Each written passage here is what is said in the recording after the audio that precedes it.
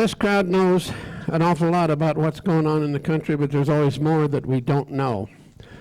There's so many things in the area that we're not told or that people stay away from mentioning for fear of being controversial and so forth, that we just don't get them out of the major press or even the controlled press or anything like that. I'm happy that Mike Bunker can be with us this afternoon to bring us a little of that information that should be done, that hasn't been done, that could be done. But I know in a lot of cases here he could be called preaching to the choir, but I know that you know there's always more questions no matter where you are. And so for the first time it's a privilege and a pleasure to introduce to you Mike Bunker here of Smyre, Texas this afternoon, who will speak on, I think it's Silence of the Shepards. If it's something different, you can tell us. It's all good. It's what? That'll be fine. Okay. Anyway, welcome Mike here from down in Texas. Thank you. Please. Thank you. You want this? No, I got this one right here. I'm going to wander all over the place like a cat probably. But well, I appreciate you all being here and having me here. I'm a little bit of a strange, weird, wild creature to a lot of you. You don't see us in captivity too much, but I'm one of those weird fundamentalist Christian patriots that you read about in the news. And I know that there are a lot of things we're going to disagree about, but there may be a lot of information that I can help you with. And my goal today is to give you some information that you can then go out into the world and go to people and show them this is something that is verifiable, that anybody that lives in this world can look around and see happening around them.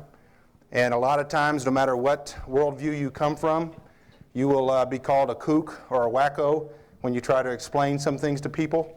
And I think when there is an opportunity for those of us who are out here trying to show truth to people, to actually point to something that's verifiable, that's factual, I think that we do good service to people to give that information to them and let them run with it. The talk that I'm going to be doing today basically would cover about 5 hours. And what we're going to do is show you the actual documentation, news articles of the surveillance society that we all see going up around us. If you've driven here in Colorado very much, you probably see cameras that are looking at you, and you probably notice as you travel and as you engage in commerce, you've probably noticed that people are more and more interested in your business. And I want to tell you that it's not innocent. It's not an innocent thing. Most of you realize that. He said, I might be preaching to the choir, but I don't think so. I come from a worldview that may be different than yours, but I think I have an equal right to believe my worldview that you do. My worldview comes out of the Bible. And we may disagree on the fundamentals of the Bible, but I will tell you that God's Bible is an anvil that's worn out many hammers.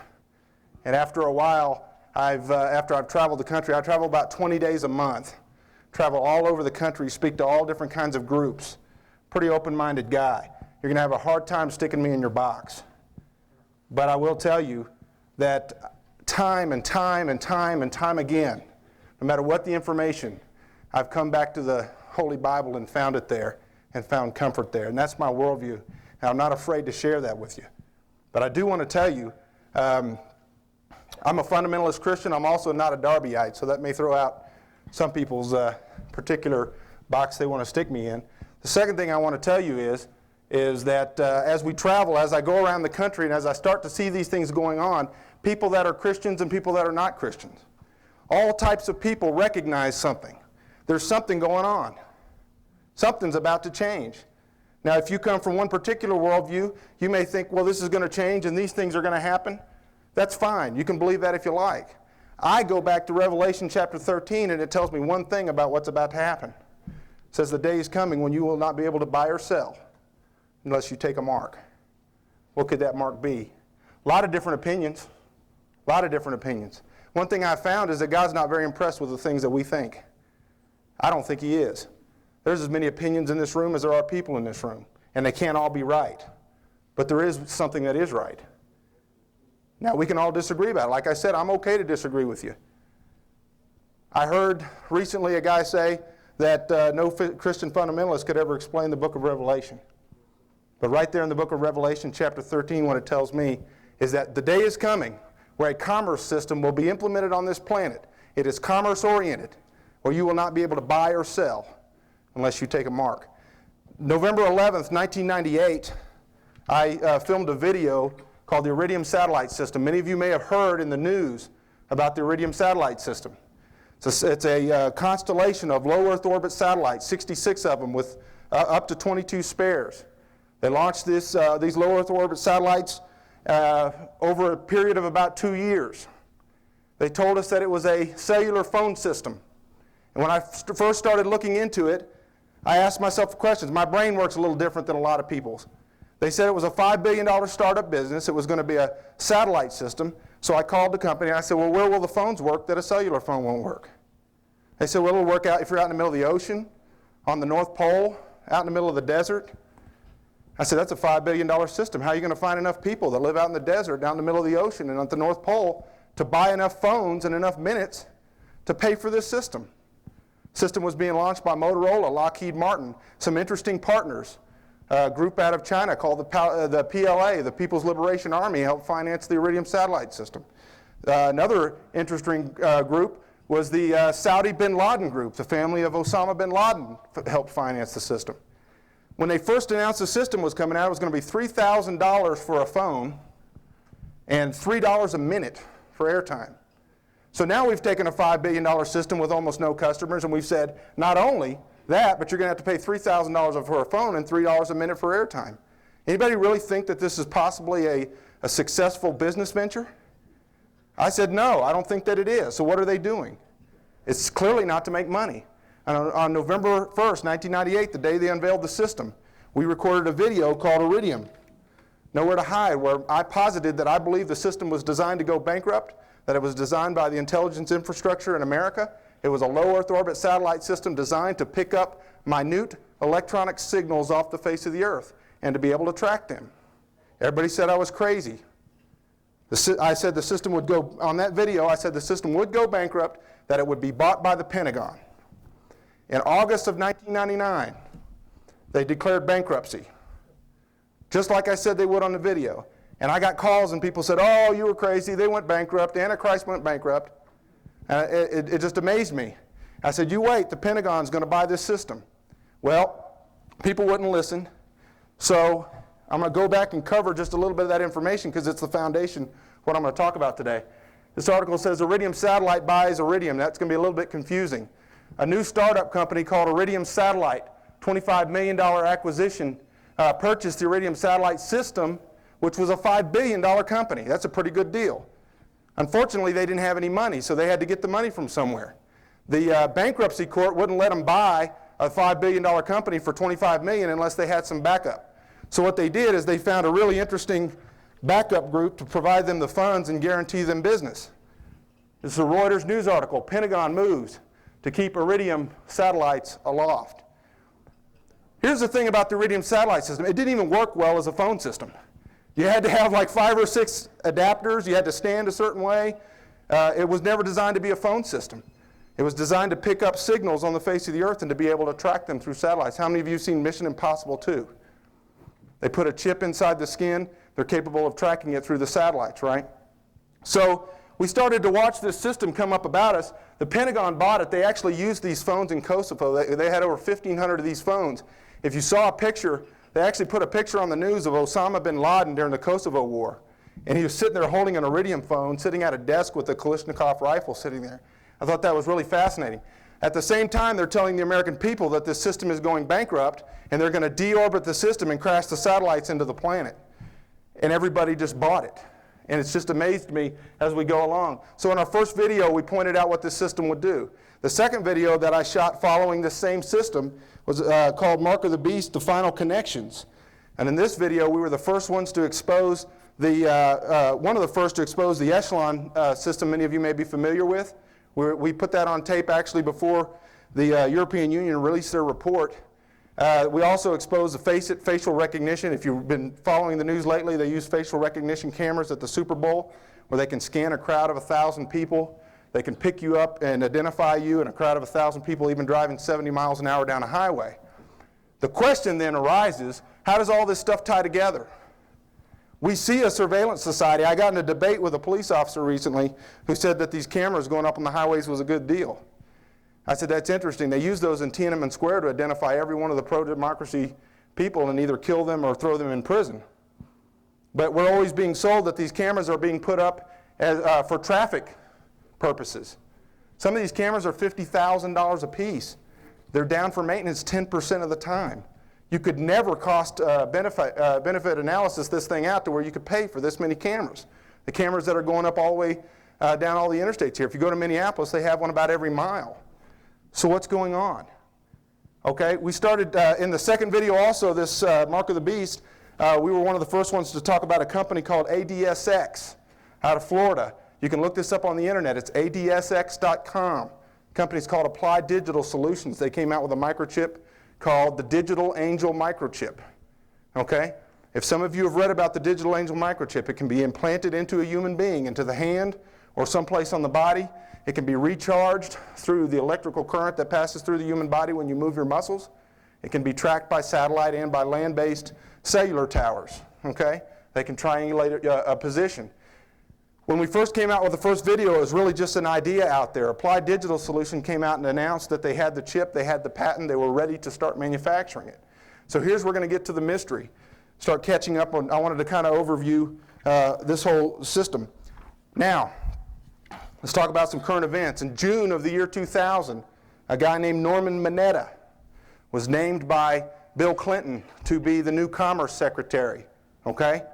You may remember him. I'll touch on it real quickly. He just now got named by George W. Bush to be Transportation Secretary.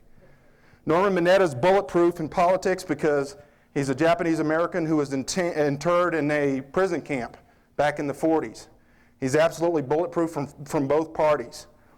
In the year 2000, when he was made Commerce Secretary, the first thing he did is he announced a program called Digital Inclusion. The whole idea behind digital inclusion is everybody ought to be able to participate in the economy. And the only way we're going to do that is if everybody, inner city youth and poor people and homeless people, anybody else needs to have access to the internet anytime. Think about that for a minute. The whole idea of digital inclusion, according to Norman Mineta, was that you can only participate in the economy in the future as if you're capable of being tied to the internet. At the same time, the Clinton administration was trying to get the Chinese to open up the internet to the rest of the Chinese people. And they said to the Americans, the reason we ought to pay for that is because it'll be a lot easier for us to propagandize the Chinese. So if we can get all the Chinese on the internet, that's so we can propagandize them, but we want to get all the Americans on the internet so they can participate in the economy. Norman Mineta's got some pretty strange ideas. One of his ideas of digital inclusion was that since we're going towards a digital economy, that it's going to be important that you trust the system, okay? The government always believes that you're afraid of your neighbor, you're never afraid of them. That's what they always believe. See, they believe that if they can convince you that you can trust them, but you can't trust your neighbor, then you'll give them all your information, but you'll always be afraid of your neighbor. So when they come out with these encryption technology, one of the things Norman Mineta did is he started giving large grants to companies that would come up with a digital encryption plan that would allow you to buy and sell things on the internet without anybody else stealing your information. Of course, every bit of the information goes through the National Infrastructure Protection Center that Bill Clinton started through executive order. So as long as you trust the government, you're fine, but don't trust your neighbor. That's their whole point. And that's what Norman Mineta is all about. Strangely enough, Norman Mineta, this same guy, this was when he was, his report on digital inclusion. I had a laser pointer up here just a minute ago. See if I can work this. That's not going to work. Anyways, his report on digital inclusion said that in order to get all these people included in the economy, we've got to be on the internet. Here's a point. Thank you, sir. I appreciate it. Okay. Well, we'll catch up. Here's a thing to think about. If you can be digitally included in the society by being on the internet, do you think maybe you can be digitally excluded from the economy? Is that possible? I think so. So let's look at this. This same Norman Mineta starts giving out awards for digital encryption.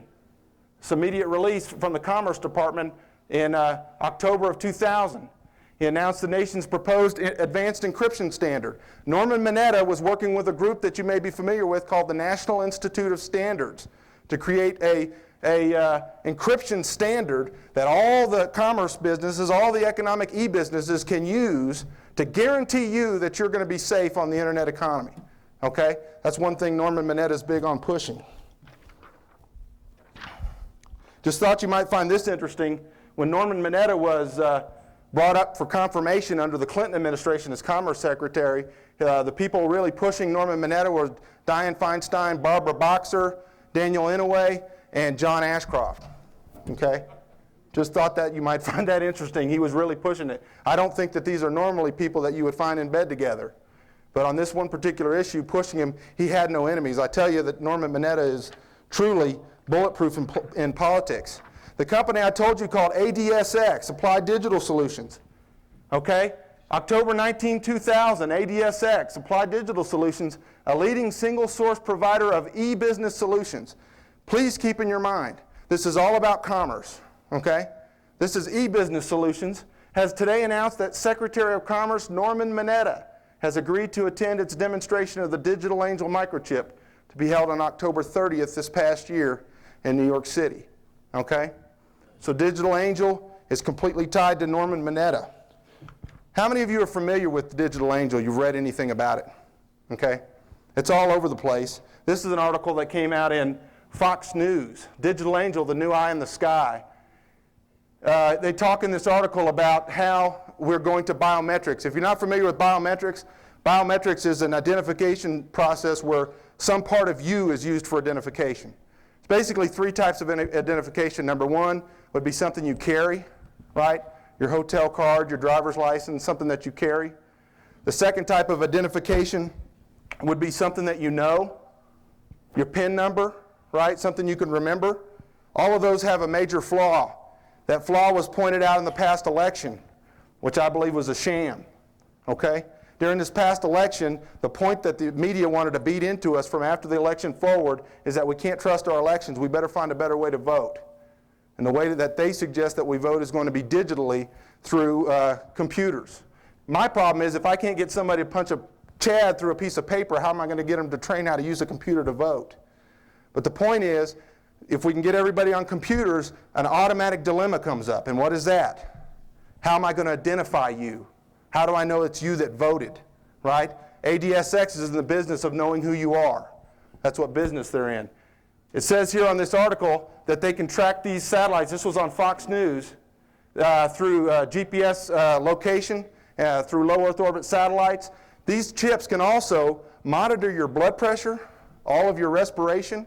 They can monitor. One of the big things they're selling this chip for is to put it into soldiers.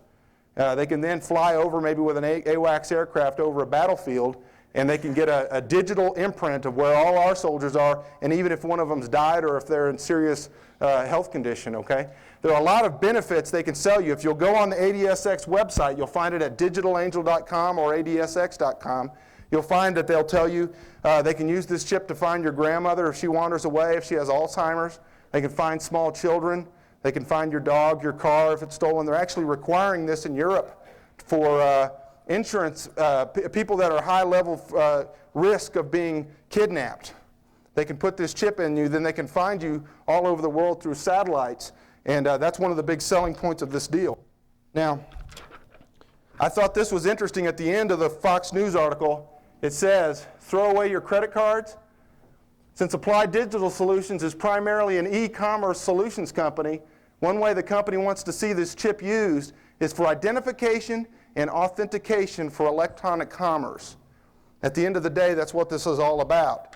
Now, the question then comes down to, are they going to let you keep your corrupted money system or any other type of barter system when the rest of the world switches over to electronic currency?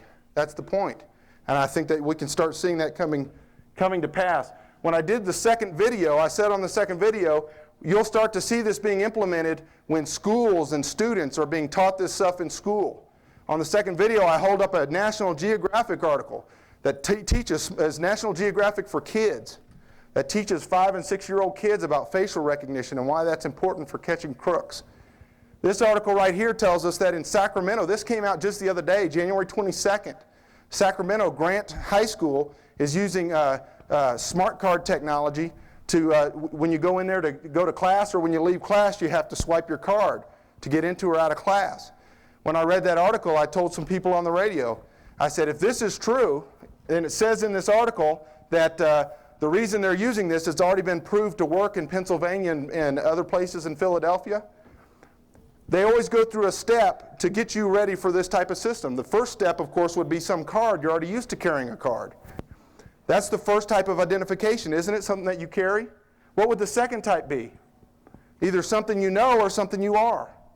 It says in here that Philadelphia has already been using this system for a year. I automatically just thought, well, if Philadelphia's been doing it for a year, they're probably ready for the next step, don't you think? This is in ABC News. Fingerprint scans replace lunch money in Pennsylvania. We've now gone from something you carry to something you are. Okay?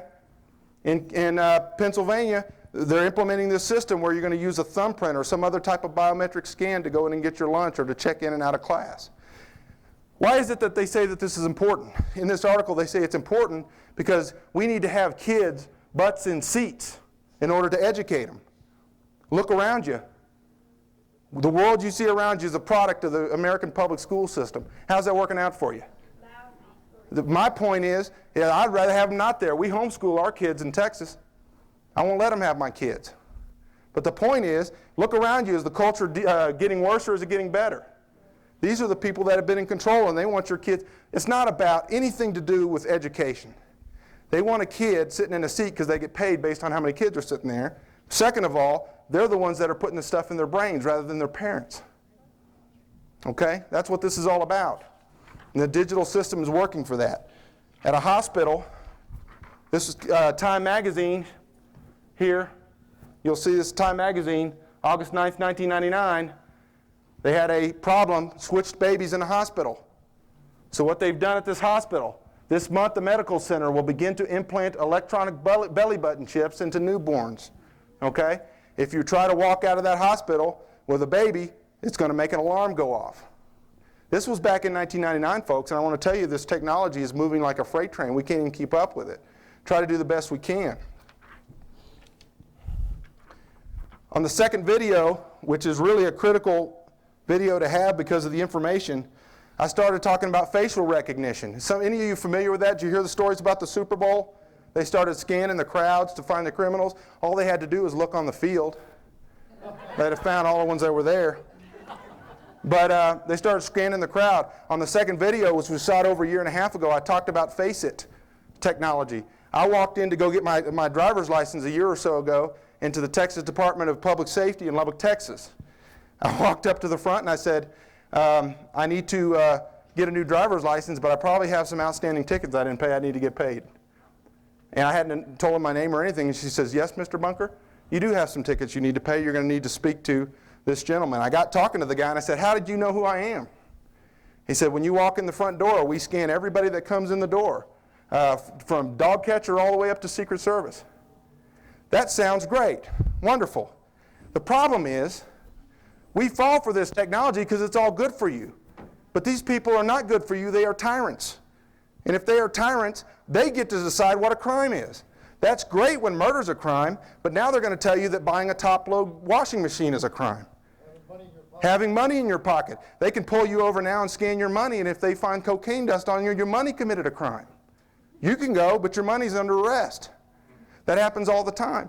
You see, the problem with the American people today is that we are so subject to intellectual entropy, we don't even know when the government's putting one by on us. Now, we suspect they are, but we don't do anything about it. The reason we don't do anything about it is because we're stupid. And I want to tell you, the Bible says not many wise, not many mighty, not many noble are chosen. After my experience here the last couple of days, I'd probably say none, including me. We're not wise, we're not mighty, we're not noble. We as people, as Americans, have absolutely allowed every single bit of the heritage that was handed us by our grandparents and our father to go right down the river. And it seems like we don't care. All we want is more information. We all got different ideas and we want more information. At the end of the day, they're going to dig a hole, they're going to throw you in there and throw the dirt back on top. And all these ideas about health and wealth and all that, might as well throw it away. The reason we're here today is because we've had freedom in the past. We don't know what it's like. It's a hologram now. We like to talk about it like we like to talk about a lot of other things. The point is, we see this coming. Is it just in the U.S.? No. EU smart card plan to empower the citizen. It's all about you. They're going to empower the citizens by taking their driver's licenses. It can be your credit card, it can be your driver's license, it can be your ID, it can be your welfare card, it can be everything else that you need, right there in one card. You can go to a kiosk anywhere in London in the future, and you can swipe the card. You can find out how much Social Security owes you. You can find out everything else you need to know right on this card. I wonder who's going to decide who gets to keep their card or not. I wonder who that's going to be. Report from the Performance Innovation Unit, Tony Blair's think tank in the Cabinet Office recommend the introduction of cards that will operate in conjunction with a unique personal identifier, such as a thumbprint, something that you are. Tony Blair, along with the EU, the G8, and the United States General Services Administration, the GSA, have put together a program called the Fifth Framework Program. Started in 1998, it's planned to be completed by the year 2005 to implement smart card and biometric technology throughout the economies of Europe and America. I think this is a bad deal. You may disagree. The reason I think it's a bad deal is because I love freedom and I hate tyrants. I believe I ought to be able to go down. If I like, ought to be able to buy food from somebody who sells the natural food, and I'd be able to buy whatever I want to buy based on what's right for my family, not what some bureaucrat decides that I need. In the end of the day, when someone says that they're going to decide whether you buy or sell based on your participation in their idea of fundamental freedoms, then that's tyranny. That's no longer freedom. Thought this was interesting. I started looking up Visionics, which is the company that started the facial recognition technology. Faceit, okay? You can find Visionics at faceit.com. You can look it up. Okay, the head guy from Visionics liked once a year to go talk at this group, the Biometric Consortium. This is a group out of, where is it? They're out in Maryland or Virginia. And it's a group of federal, state, local governments and people in the e-commerce business. And what they're trying to do is find better ways to get you ready for the system that they already have planned coming. Biometric Consortium is co-chaired by, look here, Jeffrey S. Dunn, NSA, Fort Meade, Maryland. Another guy, Fernando Padillo, NIST, Gaithersburg, Maryland. The NIST is the National Institute of Standards. You have to ask yourself, what is the NSA and the NIST doing working together with private companies on these types of standards for economic standards? I go to the GSA's website. Most of you familiar with the GSA, General Services Administration? The group that would not give George W. Bush the money to start the transition was the GSA, and the reason they would not, because they needed to drag out the drama as long as they could to convince people that they couldn't trust their elections. If you don't think I'm telling the truth, go to the GSA's website, gsa.org. On the front page of their website, they've got right here written, ghosted in the back, smart card. Okay? It says here, associations, government, security and privacy, international, business, education, and associations. This is on the GSA's website. On the GSA's website, they've already rolled up some tests of different smart card systems. The GSA itself already uses a smart card. It is their government ID, credit card, personal property pass. Did you know you needed a personal property pass? You're going to. Phone calling card, library checkout, authentication for access to LAN and database, electronic ticketing and access. This is the GSA's credit card right here. I'm going to blow it up for you and show you a better picture of it.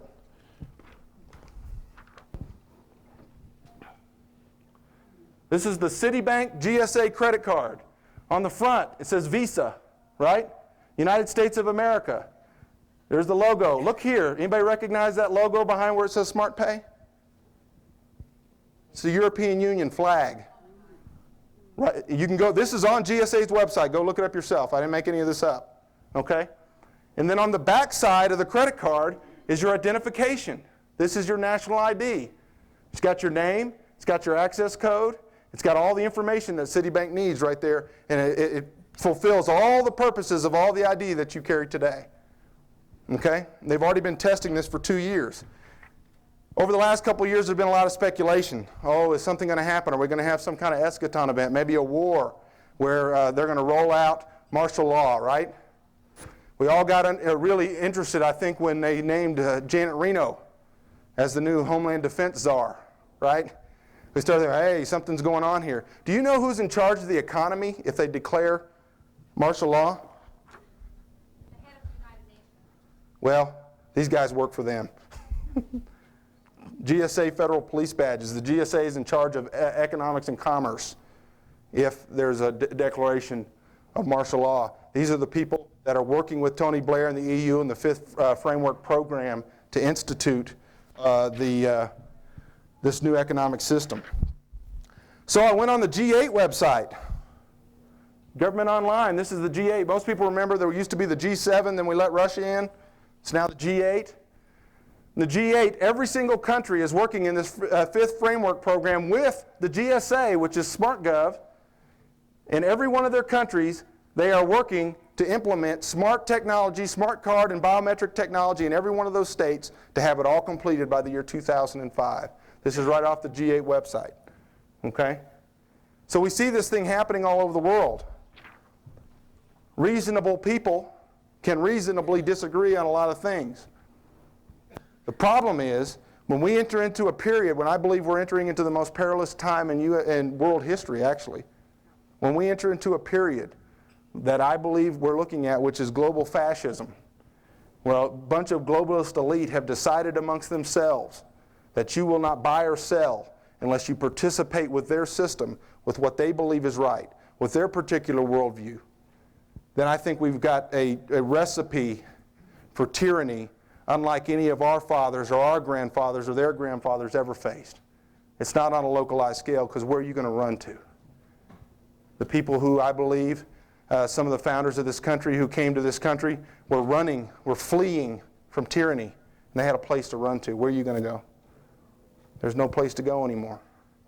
The problem in this country, I believe, is that pacifism pimps in the pulpits of America have taught people so long to be intellectually stupid, to sit back and accept whatever happens to you.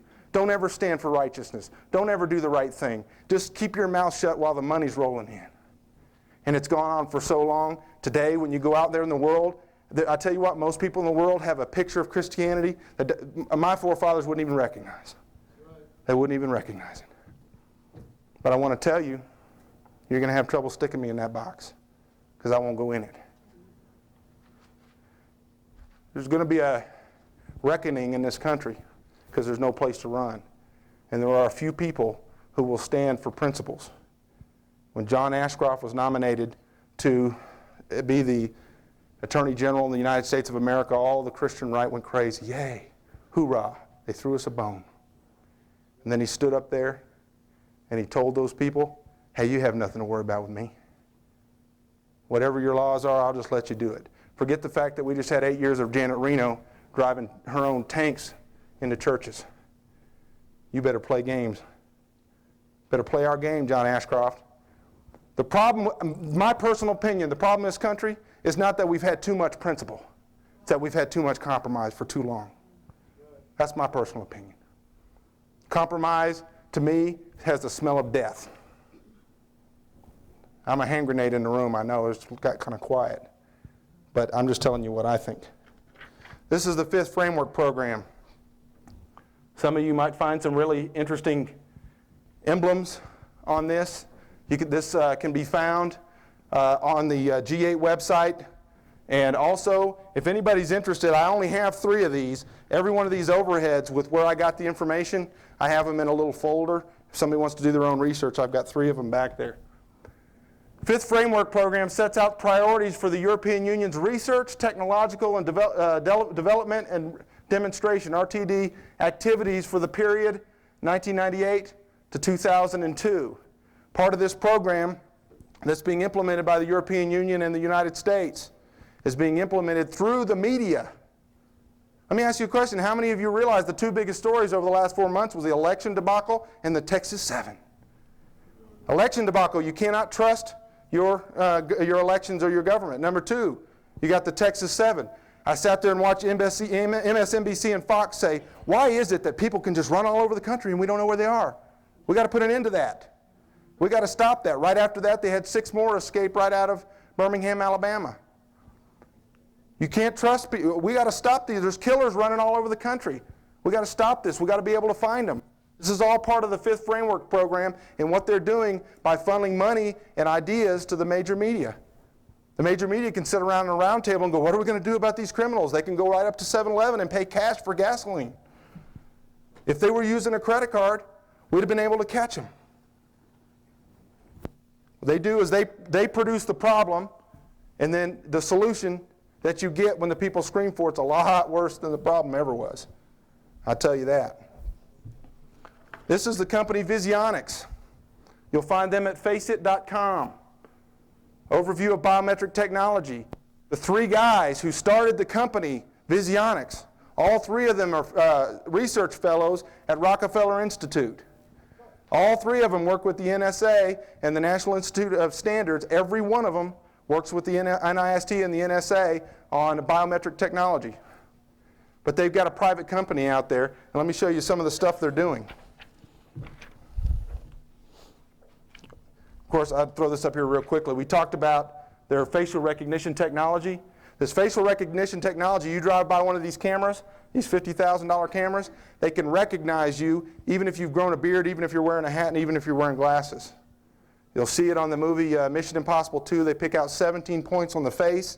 The computer can then narrow that down to a number of faces that are digitally implanted into the put into the computer. Does everybody know when you went and got your last driver's license why they did away with the analog photos and went to digital? Because they can digitally search every driver's license database in the world in an instant and find your face as you drive by a camera, okay, or anywhere in a crowd. And that's what this technology at Visionics is about.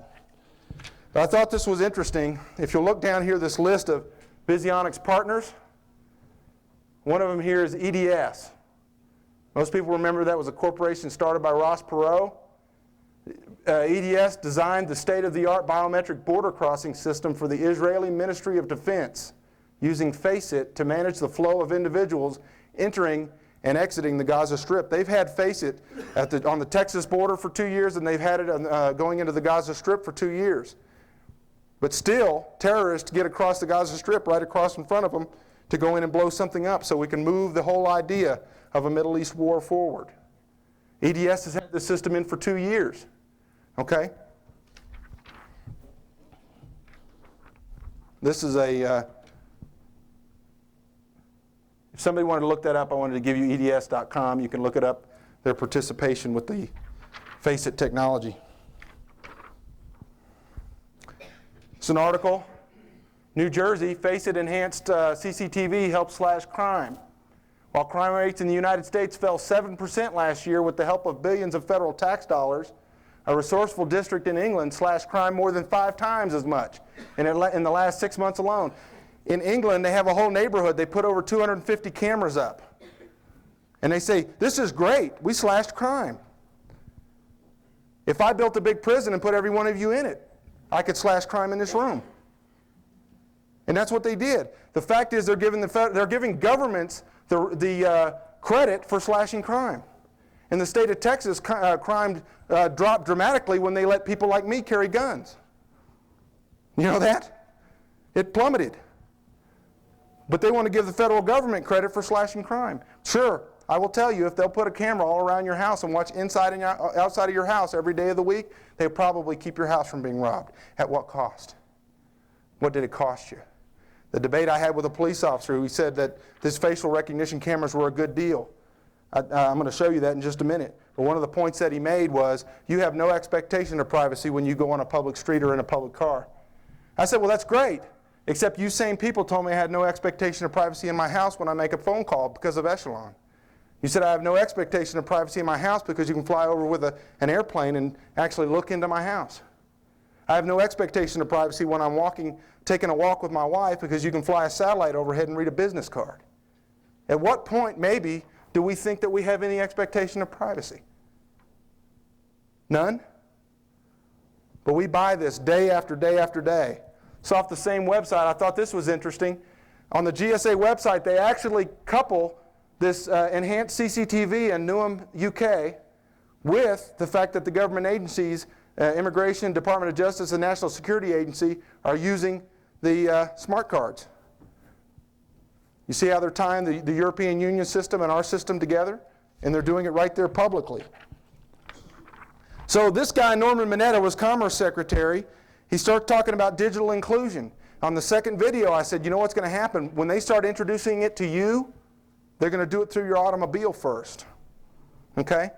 It's a lot easier for them to mandate, the federal government to mandate that you put something in your car than to mandate that you put it in your body.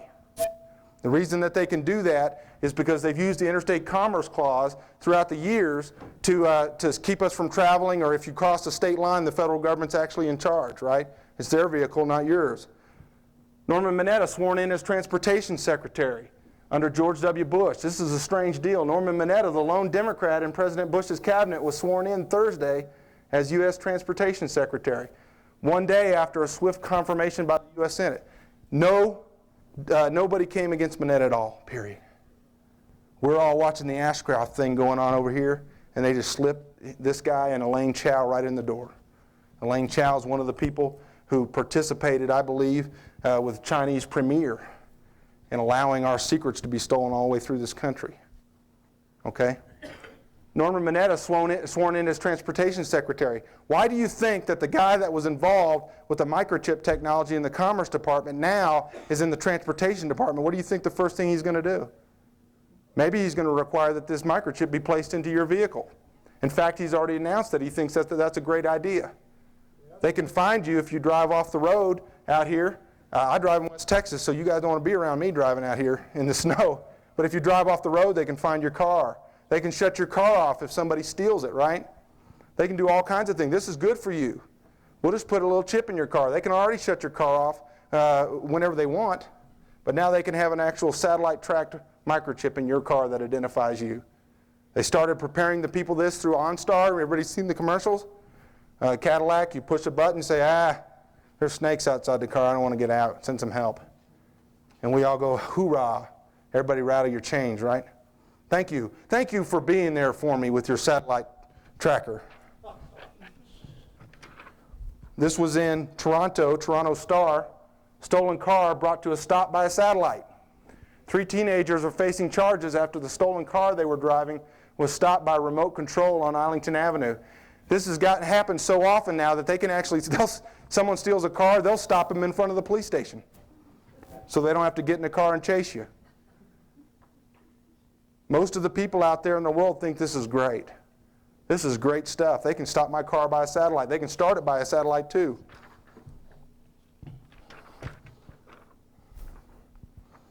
General Motors going to pump $1 billion into the new e-commerce unit. Norman Mineta, when he was still with the Commerce Department, working with the automotive industry, has come up with a plan that I think he'll implement as Transportation Secretary to give the automobile companies huge federal tax breaks based on their willingness to stick a chip in your car and not tell you where it is. We contacted Ford and GM and asked them for schematics for new vehicles. They won't give them to you.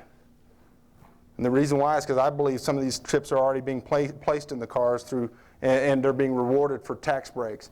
GM's going to pump $1 billion into new e-commerce unit. Here's how bad this thing is. They're actually going to sell you an internet-wired car. They say they don't want you to drive down the road talking on a cell phone, but they're going to put the internet in your car, right? That's a good idea. You're going to have the internet in your car. You can drive 70 miles an hour and be attached to the internet. But at my house out in the middle of the desert of West Texas, I got to have a dish that big. And it stands still. Anybody ever put those things together? They already have the technology to put it in a car going 70 miles an hour, but they don't want to let me have that in my house. See, it all is about power. It's about who has the power and who wants to have control. We've willfully given up control of our society. And because we've done that, here's the benefits that we get from it. We have sowed the wind, and we certainly will reap the whirlwind. This gets a little mysterious here for a minute. Guy told me after I started talking about that, he says, well, if they're really going to take a microchip and they're going to put it all on all the people of the world, they got to do one or two things or both. They got to kill a lot of people or make a lot of microchips. Could be either way. Could be both. So I started watching the microchip industry to see if there was going to be any interesting moves to manufacture a large amount of chips. Largest steel manufacturer in China is a group called Xiaogang Group. Xiaogang Group is backed by the Chinese premier and a lot of Taiwan money. Okay? Xiaogang Group, the Chinese steel giant, broke ground this week on a $1.3 billion semiconductor plant backed by Taiwan investors. That kind of threw up a flag because it's illegal for Taiwanese investors to invest in Chinese mainland corporations. Did you know that? So how are they getting the money there? I started looking around. This particular one project ended up being a $10 billion project. They're going to build 5 or 6 microchip plants to manufacture microchips. That will effectively destroy the semiconductor business in the United States. Okay? So where's the money coming from was the question. 10 minutes? Okay. Same article. The foreign capital will be invested through a pair of British Virgin Island companies called Deborah and Joshua. Both biblical names. Okay? I also found out that a Taiwanese-born American named Michael Chang in August of this year opened up a front company. I believe it's a CIA front company in California called Alpha and Omega Semiconductor. Alpha and Omega Semiconductor is funneling money from the United States and from Taiwan to the Xiaogang $1.3 billion project. The day after Michael Chang opened up his Alpha and Omega Semiconductor company, he started receiving huge government grants. The U.S. government funneling money to China to build semiconductors, these are actually the minute chips that we're talking about.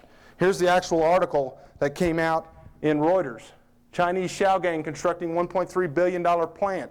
Thought you'd find this interesting. Chinese steel giant Xiaogang Group has started construction of a $1.3 billion semiconductor plant backed by Taiwan and U.S. investors.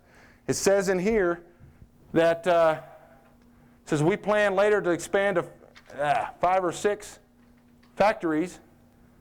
The total investment is going to reach $10 billion. The 2 other major Taiwan invest chip foundries have broken ground in mainland China this year. Okay? I'm going to get through this quick. It's an article I wrote about this. It's on my website, www.michaelbunker.com. If you want to check it out, we have a news page, breaking news page too. So I've been trying to expose the evil surveillance and tracking society that's thundering down upon us. They have all the gold, all the resources, all the slave labor, and all the desire. But the Creator God of the universe is on our side. Theirs is nothing more than an attempt to be like the Most High God. They wish to be omnipresent because they are not. They wish to be omniscient because they are not. They wish to be omnipotent precisely because they are not. It goes on here, I talk about this system. It says, China, Xiaogang, and this is in the new Next Step video, $1.3 billion microchip company. It says these chips that's going to go in your car, your dash, your household, or your forehead if you let them.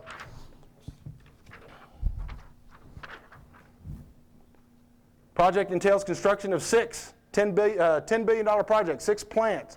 This is twice that of the Iridium deal, and I want to tell you, 2 years later, we got every single thing we said about the Iridium deal right, and you can get the video and look at it. I'm telling you that this Xiaogang plant is the plant where they're going to build the microchips that they're going to either stick in cars or they're going to stick in you. I think eventually they want to stick them in you. Same companies involved with the Iridium system, Motorola, IBM, Raytheon, Lucent, and Loral are big players in this system. Xiaogang, it says the CIA shell company in California that is running this deal is Alpha and Omega Semiconductor. Keep your eye on that. You'll see it in the news as we go. I want to tell you that all the 3 videos that I talked about as I close are available back on the back.